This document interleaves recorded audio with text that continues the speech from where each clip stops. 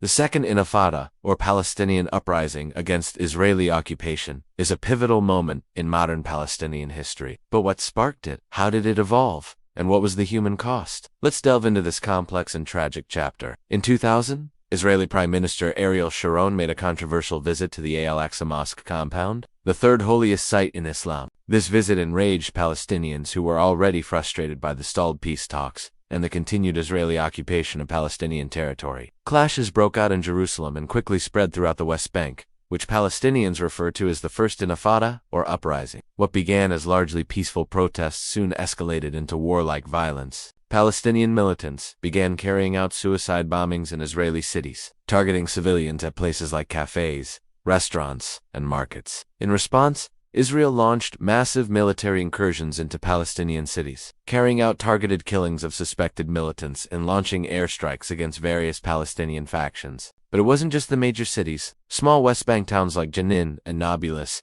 became sites of intense urban warfare. Palestinian fighters took to the streets, engaging Israeli forces who were often heavily armed and backed by tanks and helicopters. As the fighting intensified, Gaza, which had been relatively quiet up until this point, became a center of the Palestinian resistance, but also a target for Israel's military operations. Israel imposed tight blockades on Gaza, carrying out air raids and demolishing homes in the process. This caused immense suffering for the Palestinian civilians trapped inside. It was in Gaza that Hamas and other militant groups really came to the fore, launching missiles and rockets at Israeli targets and perpetrating more suicide attacks inside Israel. As the violence spiraled, the death toll mounted. With over 4,000 people killed, most of them Palestinian civilians, homes, schools, hospitals, and other infrastructure were destroyed, deepening the already dire humanitarian crisis. As the international community grew increasingly concerned about the unfolding violence, Israel and the Palestinians did come together for a series of ceasefire agreements. But these were fragile and were broken almost as soon as they were made. In 2005, Israel decided to withdraw its settlers and soldiers from Gaza,